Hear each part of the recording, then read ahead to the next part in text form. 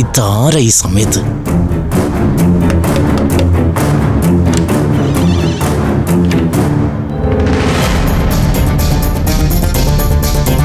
ഇവിടെ എന്താ പ്രശ്നം? എന്ത് പ്രശ്നം? ഇവിടെ ഒരു പ്രശ്നമൊന്നുമില്ല. ഹോസ്പിറ്റലിൽ ഡോർ അടയ്ക്കാൻ പാടില്ല എന്നറിയില്ലേ?